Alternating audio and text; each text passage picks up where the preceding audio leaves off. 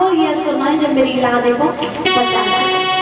एक बात कही द्रौपदी ने कि नीचे लिए बैठे सर कुछ पड़े ना असर और सर कटता ही सर स्वामी होगी ना बसर।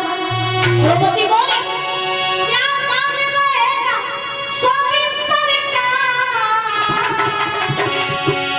और साड़ी का पल्लू जब सर का।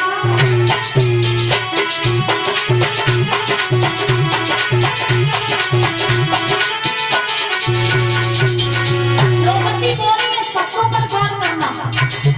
द्रौपदी ने कहा नीचे किए बैठे सर परीक्षित जी पांडव पितामह भीष्म द्रोणाचार्य सबने गर्दन नीचे झुकाई ली। नीचे किए बैठे सर कुछ पड़े ना असर। इनके सामने इनकी बहू बेटी की लाश जा रही है सही बात कर लो। सर कटता ही सर कटना वही होता है जब तलवार ले आओ और सर काट दे उसे सर कटना नहीं कहते। आपकी इज्जत अगर चली जाए तो दादा का आदमी को सर कटा ही जाए। अगर इज्जत चली जाए ना तो आदमी का सर कटने के ही समान होता है। फिर वो समाज में कभी सर उठा करके जी नहीं पाता उसे सर कटना कहते। द्रौपदी बोली नीचे किए बैठे सर कुछ पड़े ना असर सर कटता ही सर स्वामी होगी ना बसर। क्या मान रहेगा स्वामी सर का साड़ी का पल्लू जब सर का।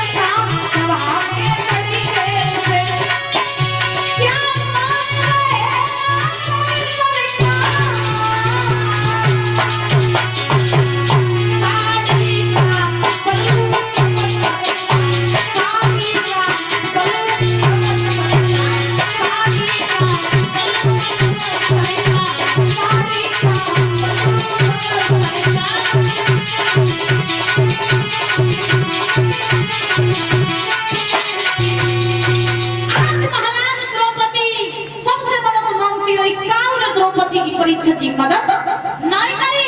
दुशासन साड़ी को खींच रहा है। इधर भगवान कन्हैया द्वारका में बैठे आंखों से आंसू निकल रहे भगवान के। देखो भगवान का भाव यहाँ उल्टा चलता है। भक्त कहते हैं कि हम बुलाए भगवान तब आए। भक्त कहते हैं भक्त रहता है भगवान के भरोसे भगवान रहते हैं भक्त के भरोसे। याद रखना भगवान द्वारका में बैठे आंखों से आंसू निकल रहे हैं। रुक्मिणी आकर महाराज भोजन की थाली ले आई।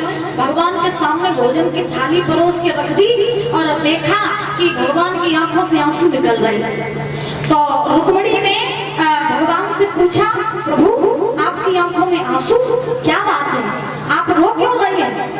तो भगवान ने जवाब दिया कि हे भद्रे मैं इसलिए रो रहा हूँ कि बीच सभा में मेरी बहन की लाज जा रही है। ध्यान से सुनना बीच सभा में मेरी बहन की लाज जा रही है तो हम इसीलिए रो रहे हैं। दुशासन मेरी बहन को नग्न कर रहा है हम इसीलिए रो रहे हैं।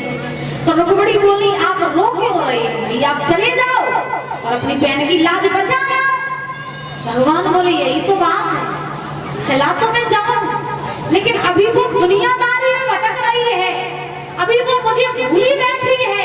जब वो मुझे बुलाए तभी तो मैं जाऊं। अभी मेरी बहन मुझे बुला नहीं रही है इसलिए मैं अभी नहीं जा सकता हूँ।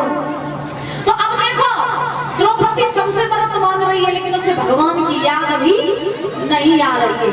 और भगवान सोच रहे हैं कि द्रौपदी हमें जितनी जल्दी बुलाए हम उतनी जल्दी जाए। तो रुक्मिणी ने कहा कि प्रभु भोजन कर लीजिए। भगवान बोले नहीं जब तक मैं अपनी बहन की लाज नहीं बचाऊंगा तब तक मैं अन्न का दाना भी ग्रहण नहीं करूंगा। अब क्या पता मैं भोजन में विलंब गया और मेरी बहन ने मुझे बुलाया और मैं समय से न पहुंच पाया तो मेरा नाम झूठा पड़ जाएगा। ध्यान रखना, जैसे ही भगवान को इंतजार कर रहे हैं द्रौपदी हमें बुलाए और द्रौपदी की साड़ी की शासन खींच लो। साड़ी खींचते खींचते जब साड़ी का एक छोर रह गए, अंतिम छोर, द्रौपदी ने देखी कि अब लाज बचे वे वालों कोई नहीं। सो द्रौपदी ने जब देखा कि अब लाज बचाने वाला कोई नहीं, सो द्रौपदी ने साड़ी को छोड़ो और जैसे दादा साड़ी को छोड़ो और दोनों हाथ खड़े किए और आवाज लगाई कन्हैया, अब तो लाज तुम्हारी है। और जो द्रौपदी ने हाथ खड़े किए तो मालूम है द्रौपदी क्या बोली? बाबा द्रौपदी बोली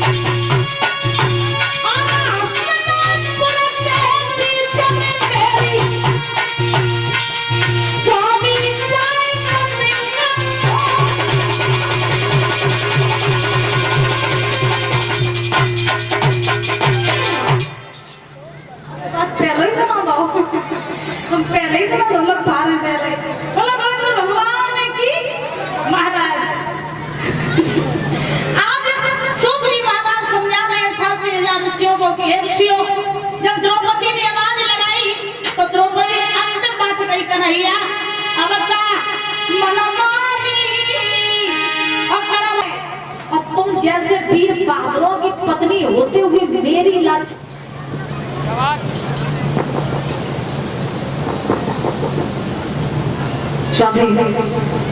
भगवान ने की। द्रौपदी ने कहा कि तुम्हारे जैसे वीर बलधारियों के होते हुए अगर मेरी लाज चली जाए तो धिक्कार है तुम्हारी ऐसी ताकत में जो तुम्हारी मेरी लाज नहीं बचा सकते।